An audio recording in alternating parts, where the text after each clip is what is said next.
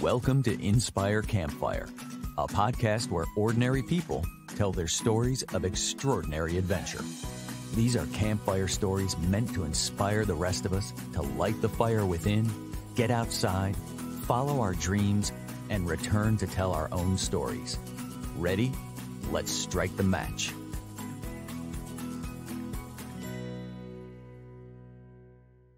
Welcome to the show. I'm your host, Scott Wurzbacher, and today we're going to talk about adventure racing.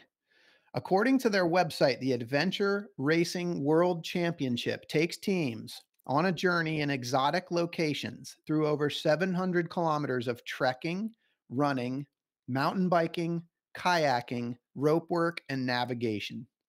Teams of 4 are expected to compete in the course over 4 to 8 days. Last week, the movie Arthur the King, starring Mark Wahlberg, was released in theaters, and it highlights the sport. Our guest today is not an actor. She's a real-life adventure racer, and she's here to give us the inside scoop. Sarah Goldman from Asheville, North Carolina, is with us, and she is the Community Programs Director for the North Carolina Outward Bound School. Sarah developed her adventure spirit early on in life through Outward Bound as a family rite of passage. She's proudly served as a firefighter, a police officer, and as both an adventure racing participant and coach. She knows all about how to do hard things, and I am so excited to share her story. Sarah, welcome to the campfire. Hey, thank you so much for having me. Man, I'm so excited to have this conversation. I took my daughters to see the movie Arthur the King on Saturday, and I knew that sport, I guess I had a vague idea that it existed, but it was really fun to see it live on camera. Being a real life adventure racer, I want to go straight there. I know you saw it too. What did you think? Well, I'm a real life adventure racer. I'm also a real life dog owner and dog lover. So it's like combining my two favorite things. Yeah. So it would be hard for me to say anything but positive things about that because it's like two of my most favorite things. But in the end, the movie is a movie. It's Hollywood. I thought it was entertaining. I thought it gave a really pretty good overview of what the sport looks like. I mean, there were certainly some things that were wildly far-fetched and would never happen in real life. If they did, I'd be afraid for whoever was doing them. So maybe took some things to be a little bit extreme. But yeah, I enjoyed it. It was a fun ride. All right. I don't want to do any spoilers because people need to go see the movie, but I definitely need to get your thoughts on the zip line scene. Yeah. So it's funny. I saw this with a group of friends, a group of teammates actually. And one of my teammates was texting me during the movie and said, "Oh my gosh, we're never doing that." Meaning it was, and why would you ever do that? I mean, I don't want to give away too much, but it was one of those things where I looked at it, I'm like, there's so many reasons why that didn't have to happen that way and could have been way, played out in a way different way. Totally honest, it's ridiculous and very unsafe, and we would never do that ever. It is Hollywood. But yeah, it was a great movie. Highly recommend people check it out. But I guess with that, for people that aren't familiar with adventure racing, I gave a very brief description of it in the intro, but can you tell us a little bit more about what adventure racing is? Yeah, absolutely. I mean, you pretty much nailed it with the description that the ARWC uses. Adventure racing is a multidisciplinary sport.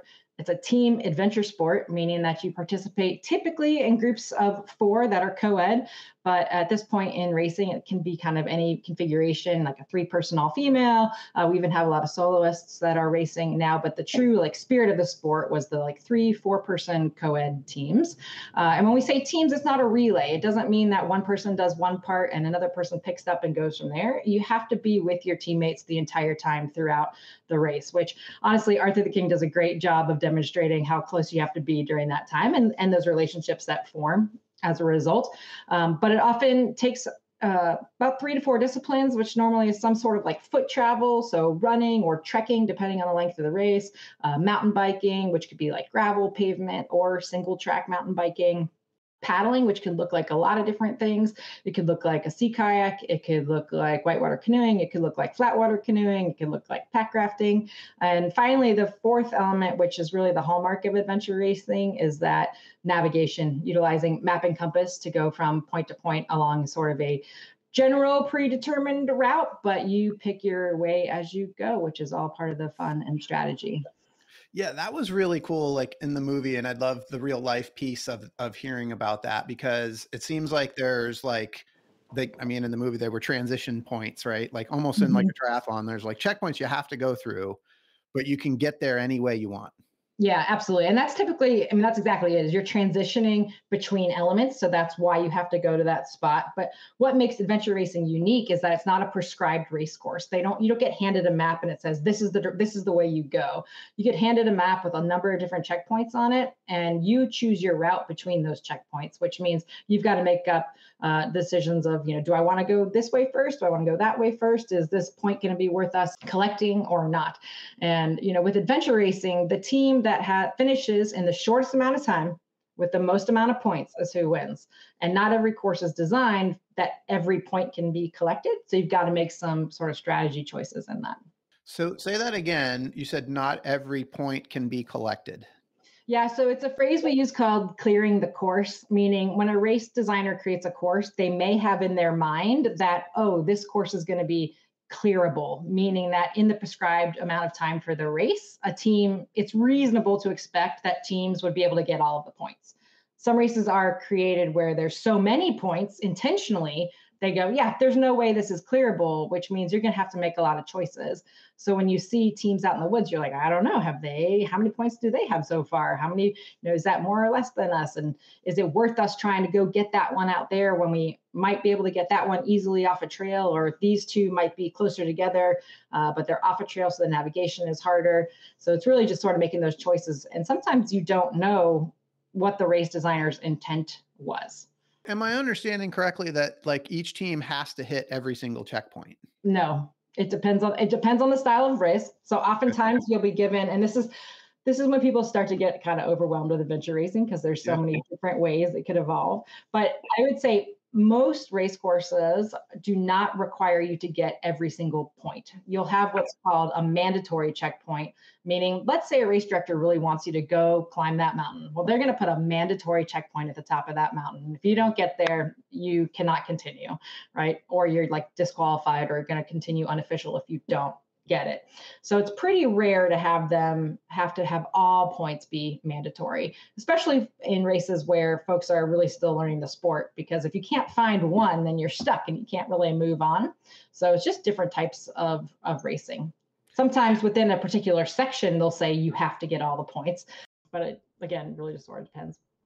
I just had a thought, like as you were talking, that you said sometimes the race director wants you to climb this particular mountain.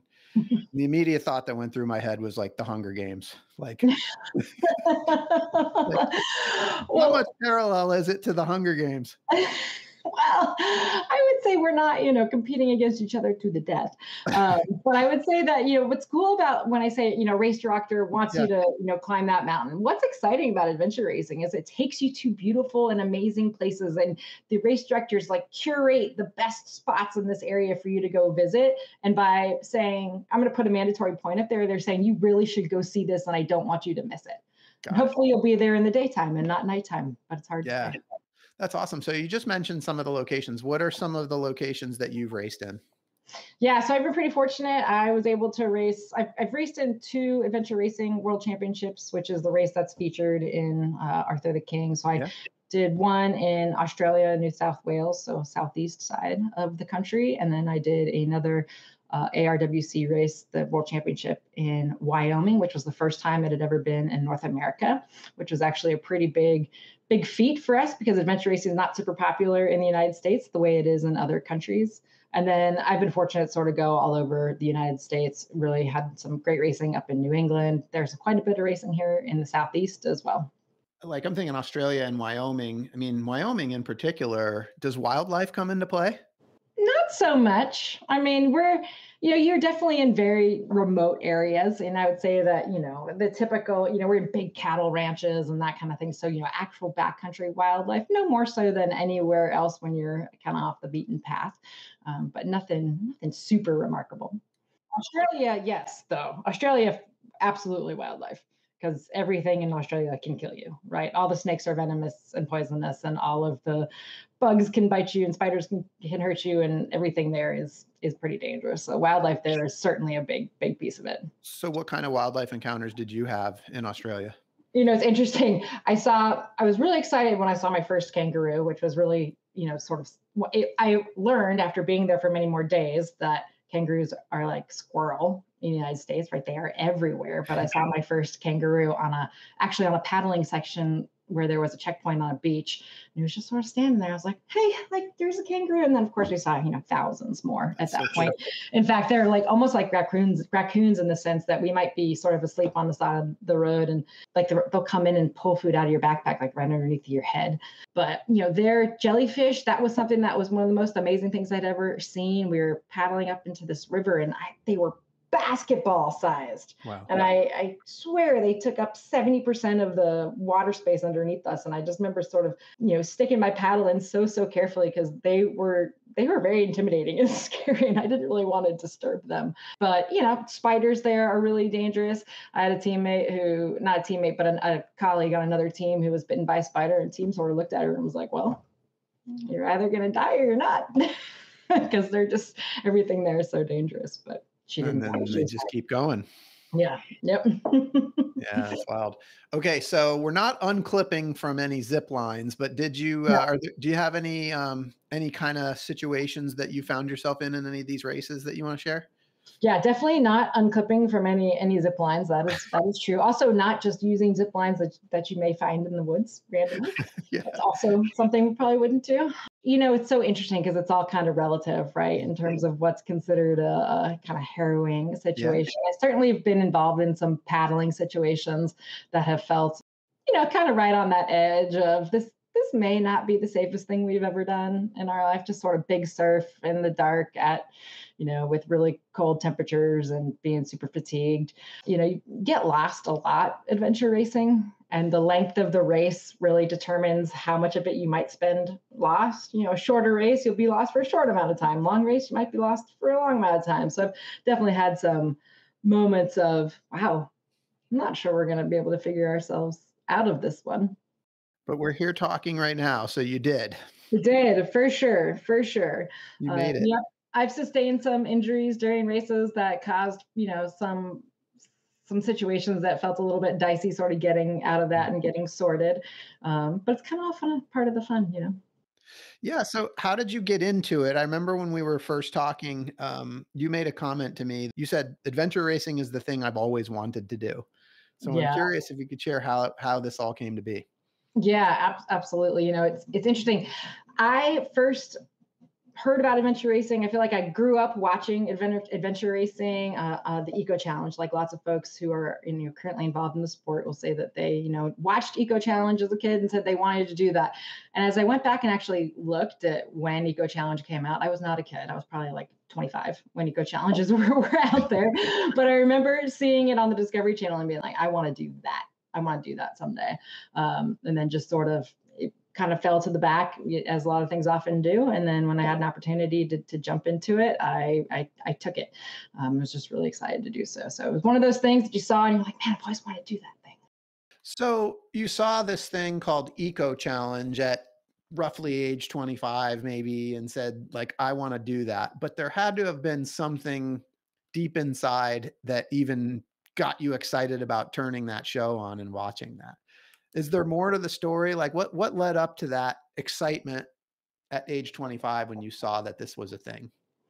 Yeah, I mean, I'm fortunate. I was instilled with sort of that explorer spirit really early on in life, and just that sort of quest for adventure and doing hard things. And, I was racing bikes in college, mountain bikes and road bikes. And it was like, wow, this sort of combines all the things that I want to do. Just sort of being out in the elements, out in the wilderness, relying on another group of people. So I think it was just combining a whole lot of parts of me all in one when I saw it. Hey everyone, it's Scott here. This podcast is a passion project for me because I absolutely love adventure. And it's thanks to the effort of my residential real estate team here in Charlotte, North Carolina, that many of you know as the W Realty Group, that this podcast gets funded. This awesome group of people have unmatched levels of competence and caring for our clients. If you know of anyone looking to buy or sell a home, our team serves the Charlotte, North Carolina market, but we can also help you find an agent anywhere throughout the US or Canada through our highly connected network. When you support our real estate business, you are also supporting this podcast. Thanks for listening, and thanks for your referrals. Yeah, well, you grew up in a family that really instilled the adventure spirit. Yeah. And so much so that you actually have kind of a family rite of passage. And I wonder if you could kind of share a little bit about that. Yeah, I'd love to talk about it. It's pretty much my favorite thing to talk about. Yes, it is. Which is, Outward Bound. Outward Bound is a, international organization that uses outdoor education to foster social emotional learning and build character. The mission of Outward Bound is changing lives through challenge and discovery. And for me, I never knew a time in my life when I didn't know about Outward Bound. My mother went to Outward Bound when she was an adult, like in her 30s, in the very, very early 80s. And I was only 2 years old. And she went on this adult wilderness course, actually here in North Carolina, which is crazy because we weren't living here at the time. We were living in the Midwest, but she came down here and went on an Outward Bound course and had a really transformative life experience. Came home, shared that with my dad, and he went out on an Outward Bound course as a result of that. And essentially, my parents said to me at one point, and my older brother, said, "Hey, you don't have to go to college. We're not going to make you go to college, but the one thing we are going to make you do is go on an Outward Bound course." And it's true. It's the only thing they ever really made me do was go on an Outward Bound course. And by the time I was able to go, I was old enough, I was really excited to go and had been really anticipating it and had really sort of been doing a lot of those things already by the time I got there. So it's really important to me to do that since, I watched both my parents go or had heard about my parents' stories. I was too young to actually have watched them, but then saw my brother go on 2 different courses and it just became, a really family rite of passage. Yeah, it's such a powerful thing. You don't have to go to college, but you have to go to Outward Bound. Yeah, absolutely. I mean, I think my parents were pretty, on the ball with that. I have memories, like my earliest memory as a kid was all 4 of us loading up in a full-size Econoline Ford van where they even got like a G monogrammed on the hood. And I can see the picture of it, like in my mind's eye, 100% about all in front of the van, perfect, very Griswold's looking. And then spent that entire summer, road tripping across the United States, camping, kind of doing that without any serious plan. And really those are my earliest childhood memories, is doing that. And we didn't do a lot of it. Like, that's the thing, is that we weren't the family that went camping every weekend. That was not us. I mean, we went to Club Meds and took cruises, and that was like this really isolated time, but it shows how impactful, like very, even though it was an isolated experience, it impacted the rest of my life. Do you have any early memories, like maybe of that trip or another trip, like early that really stuck with you, like a moment in nature or something that just really Yeah. grabbed you? Yeah. And, this is like family lore at this point, but, we had this green family tent, the big ones that had like the poles on the big silver aluminum poles on the outside, and you'd set it all up. And every time we'd get to a campsite and set it all up. And so one morning, I don't even know where we were, but we were asleep in the tent. And this is the dead of summer, right? This is during summer vacation. We're asleep in the tent. And we hear something like hitting the tent. This is kind of like early morning. It's like hits the tent, and then like you can hear it just sort of like sliding down and sliding down. And the joke is that my dad was like, I think there's a bear out there spraying gasoline on the tent, right? Like just something absurd. But we had no idea what it was. And my parents opened the tent, and we, step outside, and it's been snowing. And it was just kind of out of nowhere. And it was the sound of snow kind of accumulating on the top of the tent and then sliding down off the side of the tent. And since no one had expected, or even, it was just so out of place to end up getting snow. I'm sure we were probably in California and Sierras or something like that. But that's one of those stories that's just, kind of totally lodged in my mind. I've got another one. Like, I think I remember the first time I ever went to the bathroom in the woods, like the first time I ever peed in the woods. I think I actually remember it at a campground during that trip. So yeah, pretty, that's formative life experience right there. It's kind of freeing though, isn't it? I mean, it's like breaking down like these mental barriers of what you can and can't do, right? Absolutely. And I was probably, I think I was 4 or 5 during that trip, maybe like 6, 7. I mean, I was pretty young. So a lot of it is the combination of the stories that were told to me about that trip and the pictures I've seen of it and the things that really, I mean, they are my earliest memories. I want to talk just for a second about your mom. She went on this experience in her 30s, right? You talked about doing this as an adult, and Yeah. maybe there is like an assumption that outward bound is something that kids do, but obviously it's not. And I just wonder if you could, like, first of all, what happened to mom on that trip that was so impactful? Yeah, so and it is definitely Outward Bound is for adults and kids alike. But so my mom was there on an adult course, and one of the big course elements of an Outward Bound experience is your solo, and that can look different depending on the length of your course and all those sorts of things. But at that time, early '80s, a solo consisted of 4 days, 3 nights in the woods alone. Which is just a time for reflection and a pause and to really think about, kind of take stock of your life. And so the way it's been told to me by my mom numerous times is that while she was on that solo, she decided that she wanted to have her life look a little bit different, and what that was is that she wanted to become a doctor, and she wanted to be able to do that. And she had been teaching in communications and was completely outside that field at the point.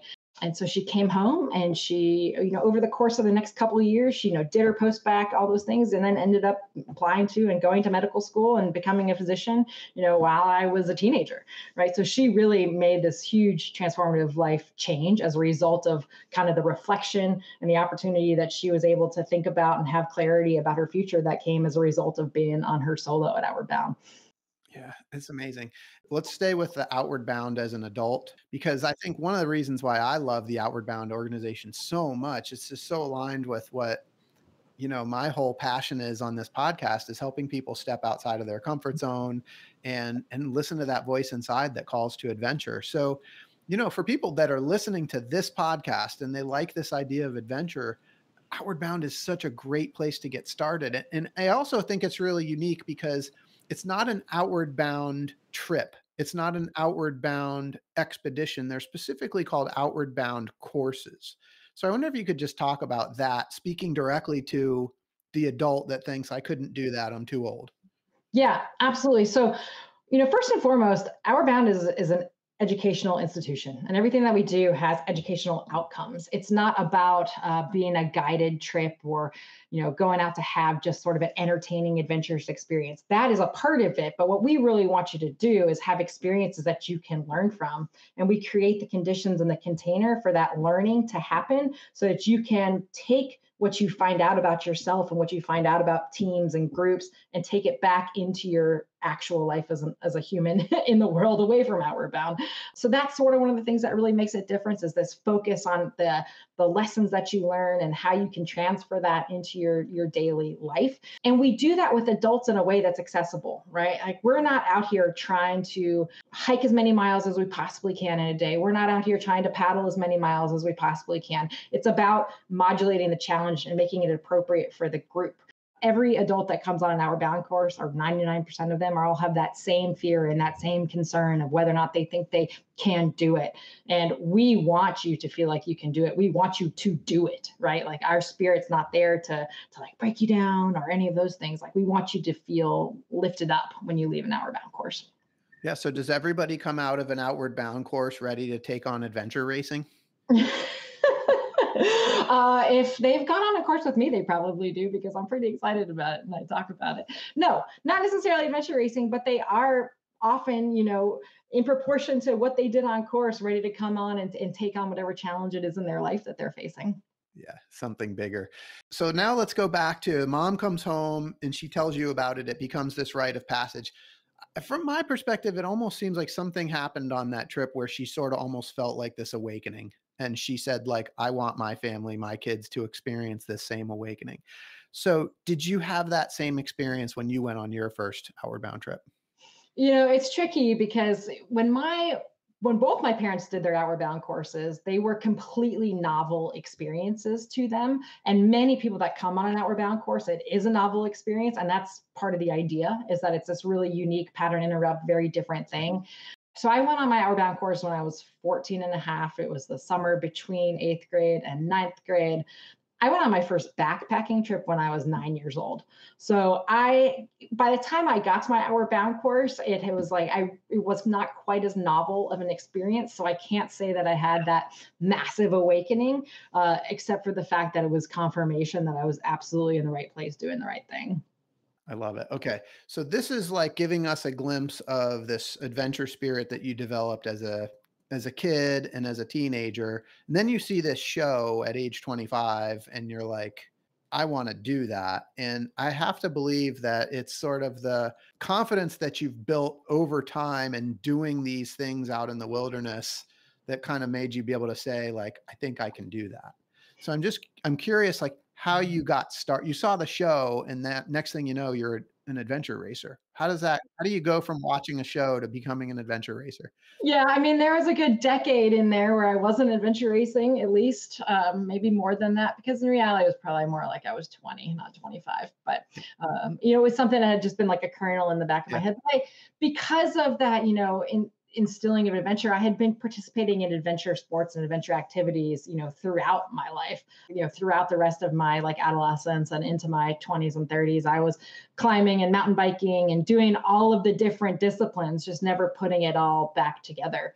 And then, I was going through, as we do at different times in our lives, a little bit of a transition in my maybe, I guess, early 30s of just sort of like, I really want to do some things. I want to tackle some things I've always wanted to do. I mean, the careers that you mentioned that I had were also similarly where I looked at something, I was like, I want to do that, right? Like I'm an experiential learner by design, right? So, even becoming a firefighter was the same thing of like, I want to do that. And I did that, right? At one point, it finally was like, you know what? I've always wanted to adventure race. I'm going to make this happen. And I found somebody who would adventure race with me, who ultimately was, at the time, like one of my very best friends from childhood who had been on some of those early backpacking trips with me.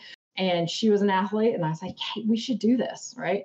And we, researched and found a local race and entered and had a great time and did one again 6 weeks later. And it sort of was off to the races, so to speak. Yeah. So, and you actually competed in the world championship at one point. So how do you go from that from the show, from like watching a show to doing a couple of races to now you're in the world championships? Yeah, it sounds trite, but it's one step at a time, right? I mean, it's one race at a time. So the first race that I ever did, I did with one other woman, and it was a 6-hour race. And then it took years, at least another 3 or 4 years before I was able to get to the length of doing an expedition adventure race, which is really what I wanted to do. That length of, more than 48 hours, more like, 72 hours to 6 or 7 days, sort of the length that it takes most folks to do that like world championship length. And I just kept meeting people, and it's such an incredible community. And I was able to, kind of work my way onto some different teams. And, my first world championship, I was actually asked to join a team that was going, and that was just a real honor to be able to do that. And then was able to put together a team in the following year for another world championship race. So yeah, I mean, it's a long journey. It takes time, but I was really pretty committed to it. And I was very hooked and very excited to be doing it. Yeah. Well, sure looks like a lot of fun from the movie. I know it's not all fun. There's a lot of pain and suffering in there too, I'm sure. But I look at everything we've talked about, from Outward Bound to being a firefighter to being a police officer to adventure racing. There's an underpinning element of bravery and courage that has to exist for that whole thread, all of it. I just wonder if you could share your sort of thoughts on the idea of courage.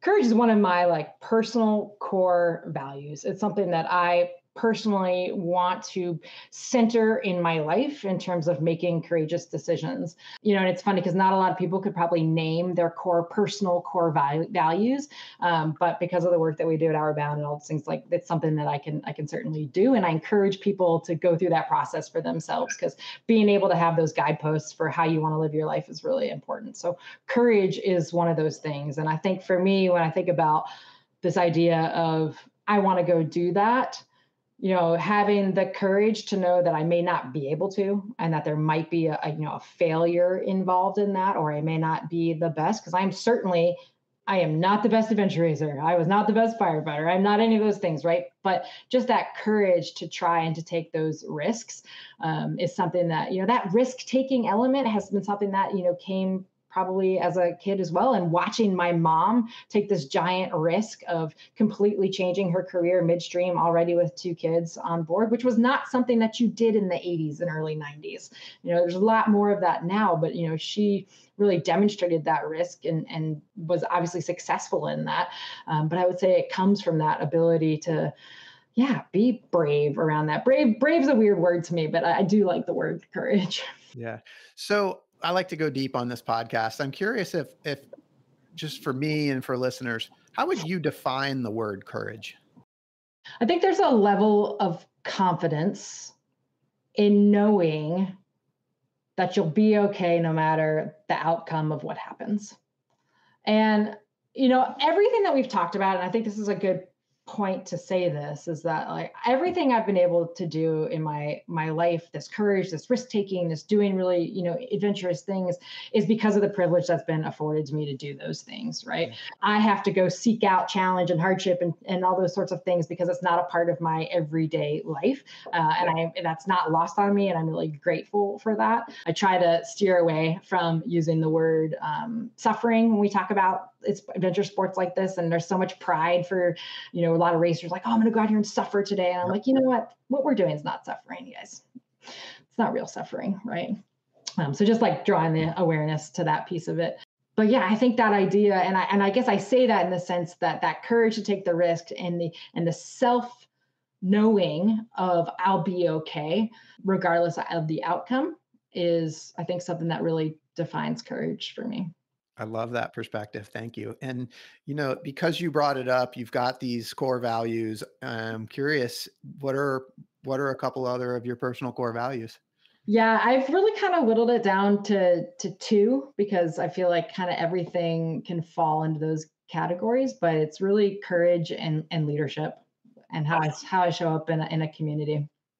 Yeah. So speaking of leadership, there was a point in this adventure racing journey that you've been on where you pivoted and began coaching as well. And I'd love to hear about that. And I'm also curious, like, was it a transition to coach, or were you still competing and coaching at the same time? Yeah, no, definitely coaching and competing at the same time. Did not, wasn't a kind of a pivot away from racing. But yeah, I switched into, or I started a business coaching, mindset coaching, what ended up being mostly adventure racers, and not only doing the mindset coaching pieces, but I was actually building training programs for folks at the same time. So really prescribing workouts and saying, hey, this is what you need to go do. But what was the sort of unique part about my business is that I would maybe go prescribe, hey, this is your 3-hour bike ride today. These are the things I want you to accomplish in this bike ride physically, but here's also the things I want you to accomplish mentally and emotionally while you're on that bike ride. Here's the self-talk that you're going to actually practice utilizing during your training, because obviously what we do in training is what we do in real life. And we want to make sure that we've laid the groundwork for that. At a point, that the training is, that the hay is made, the hay's in the barn, and you're going to go out there, and how you show up physically is one thing. But really, one of the things that I love the most about adventure racing and any endurance sport is the mental aspect of it. So really, my business kind of focused on not only the preparing of the physical body, but also the mental body. Oh, we could talk for a long time about this piece, because it's got to be so cool to be like really building people up and coaching people in an area that you're so passionate about. Yeah, it was great. And it's, it's interesting because I get to kind of do that, or I do still do that when I'm instructing courses with Outward Bound. I don't instruct as much in the field anymore, but when I do get a chance to go out there, it's very similar. I think what really excites me about coaching adventure athletes is the piece of, why are we doing this, right? Like, we do this for the thing, right? And it's great. The actual experience is wonderful. And, I used to say, that the finish line is the start line, meaning that like after the race is done is when you really start whatever's next, because now you've taken all of this that you've learned about yourself or about your teammates or about the world, and you're applying it to the rest of your life. And I feel like folks who just go do the race and that's it, like they're doing a disservice to themselves by not taking the time to be intentionally reflective about what they've learned about themselves during that time. And that goes for any hardship that somebody might go through, whether it's a race or whether it's some sort of, a financial challenge or whatever it is. It's like taking that time to intentionally reflect and learn from those experiences is where the real value is, right? It's why I think we do these things. I think what's so cool, like with adventure racing, it does seem intimidating to, a layman that's not been introduced into that world. But I think it's really interesting. I've done some study and some reading about the concept of flow. And, this is just like that being in the zone, right?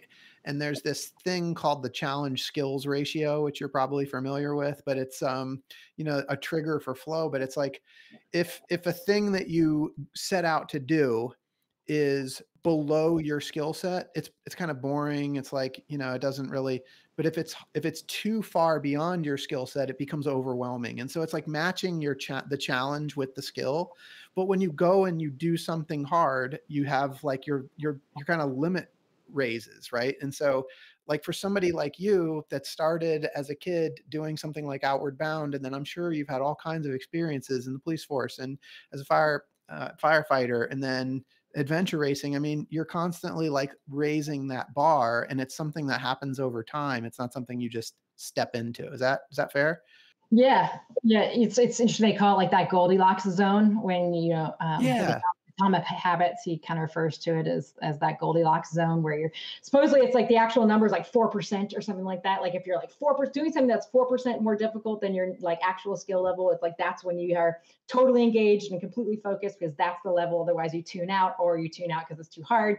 So yeah, finding that flow and continually pushing that envelope, right? So at first, a 6-hour race is a lot, right? And then you're like, okay, well, great. Well, what's a 12-hour race feel like? And then now what's a 24-hour race feel like? And all those sorts of things. And so now I'm at the point where my sort of off the couch length where I know I can just kind of go do is like a 24-hour race, right? Which seems like an insane amount of time to most people. Right. It is an insane amount of time. I'm not saying that's not. It is an insane amount of time. I've just been able to kind of push to that level. But I think you find a lot of folks who have similar personalities or characteristics as I do. It's like you're always looking for that next area of growth. And people will say that it's like, oh, you're looking for your next high or your adrenaline high. But really, it is like that next stage of learning and the next stage of growth. That makes total sense. And like, to me, you seem like that really exemplifies like who you are, is that like constant leveling up. And it's really pretty awesome.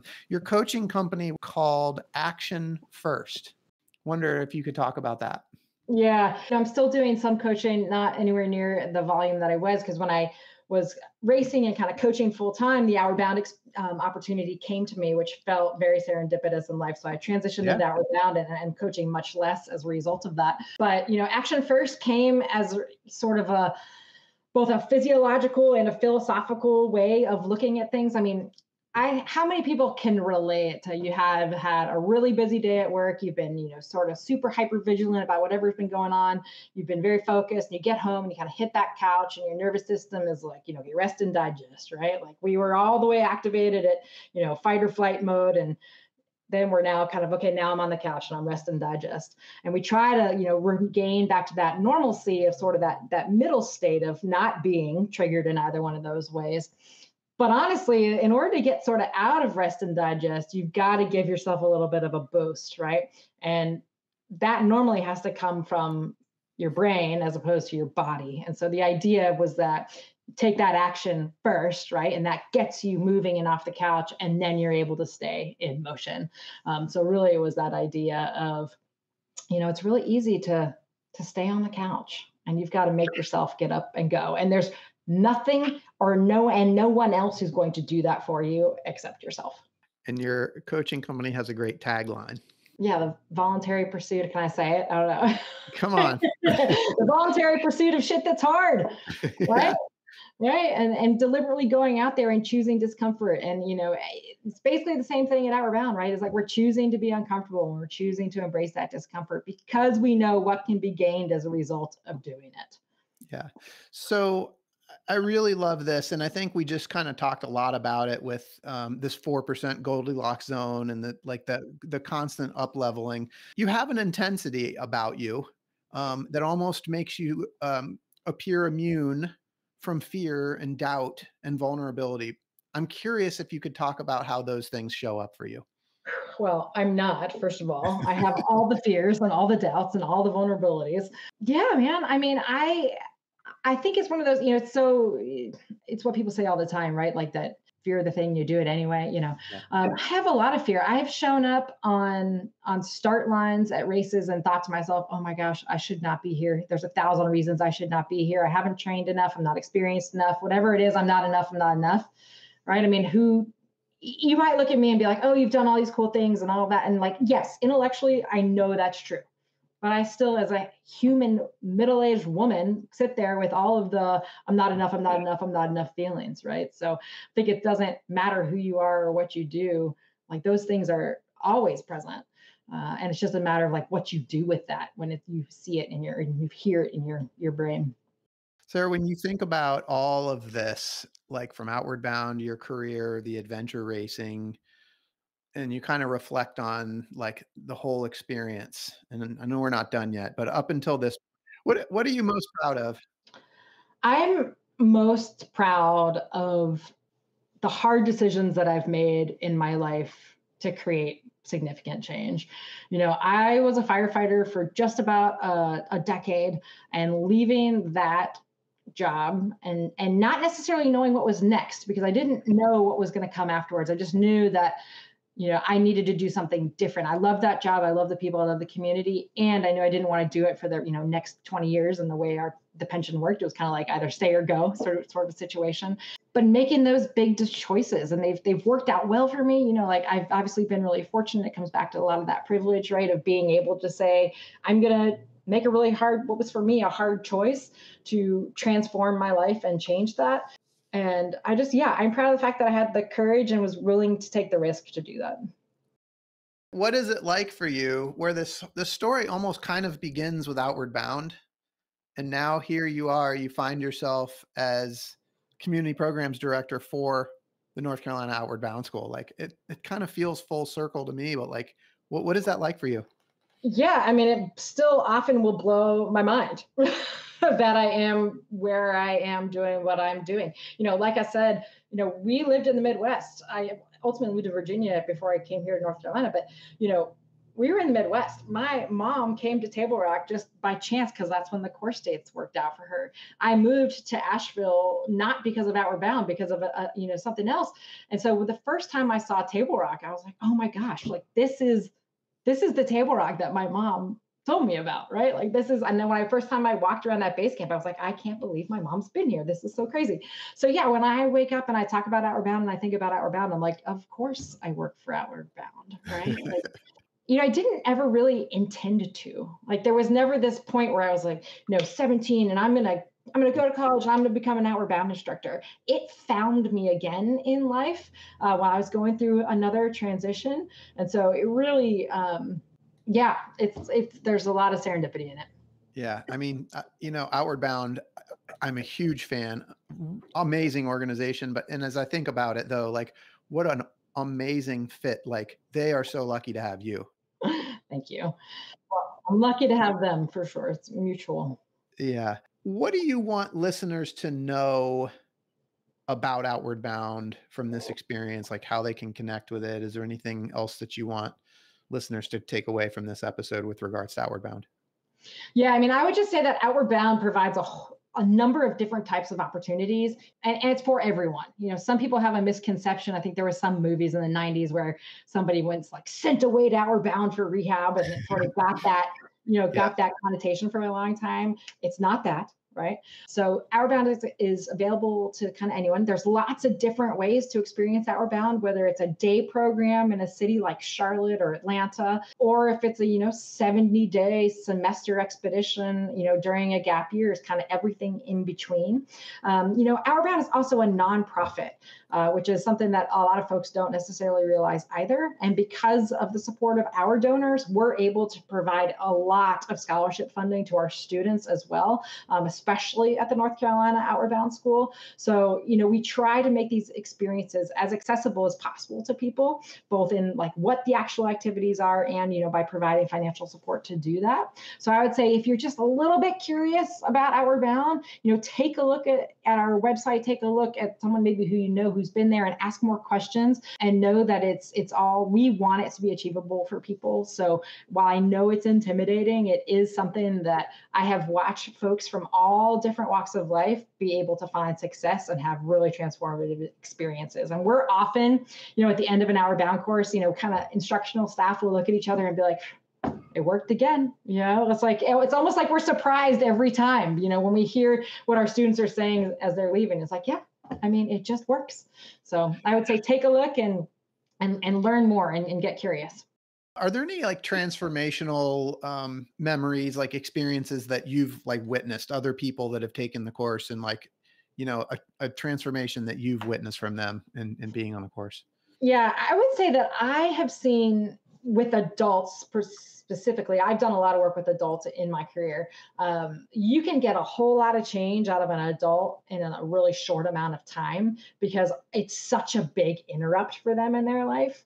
So we work with a lot of groups that come up to us for like 72 hours at a time. And on that third day, the tears are there, the reconnection to self, right? Like that belief of, I didn't think I could climb that mountain, and they do climb that mountain. And I think a lot of times it's just that reinstilling a lot of confidence in adults, and not only as like to what they can do as an individual, but also how they can connect to other adults and what that feeling and connection can look like. So yes, I've seen it sort of all. Well, I can tell you, like, I remember as a kid going to summer camp and talking to other kids that had been on Outward Bound, and I always had this just natural curiosity about it and sort of this desire. I have not done a course yet, but I say yet because I will. My daughter has, so I can definitely speak not from direct experience, but through her. And it was I know it was absolutely a game changer for her. And yeah, I still need to get out there and do an actual Outward Bound course. I've done some, a good bit of adventuring myself, but I would like to add that one to the list as well, because it's such an amazing organization. So Sarah, we know that Hollywood appreciates adventure racing and they're willing to make movies about it. And your life has been epic. And I know that at some point Hollywood's going to pick up on your story too. And when they do, they're going to want to make a movie about you. And it's going to be more than just adventure racing. That's just going to be a segment. But I'm curious, when they make the movie about you, who's going to be the actor, actress that's going to play you in that movie? I laugh because I've actually, when I left the fire service, I went overseas and I worked in Iraq for a little while as a contract firefighter for the U.S. military. And I was this is not a joke, this is a very true story, but I was in the Baghdad airport as a civilian, and I was in the bathroom, and the bathroom attendant was this older Iraqi woman, and she walked over to me in the bathroom, and she looked at me and she goes, Demi Moore. And I was like, it was the most flattering thing I'd ever heard in my entire life. Because I was like, wow. I was like, no, but I like, wow, you mistook me for being Demi Moore. I mean, I was wearing like, BDU pants and like probably had a very G.I. Jane vibe going on. So I appreciated that she said that. But yeah, I guess, maybe it depends on what age we're talking about here, but probably, I would take Demi Moore. I've also been told that I look like Carrie-Anne Moss from The Matrix. Okay, yeah. Right? So, one of those two. Not bad. All right. I like it. It's going to be a good cast. They're going to have to compete for the role because those are both really good options. What's the movie going to be called? Oh, man, I have no idea. Something with the word courage in it, I guess. Courage Under Fire is already taken. So I don't know, something with courage in it. Courageous. I mean, we could just keep it simple right there. I love it. Sarah, what's the best place for people to find out more about you or Outward Bound or even get in touch with you? Yeah, so I would tell folks to check out Outward Bound for sure. And I would tell you to check out the North Carolina Outward Bound School specifically. We're here in the Southeast. It's also where you'll find me. So do that at our website, which is www.ncobs.org. So that's www.ncobs.org, or just Google North Carolina Outward Bound School.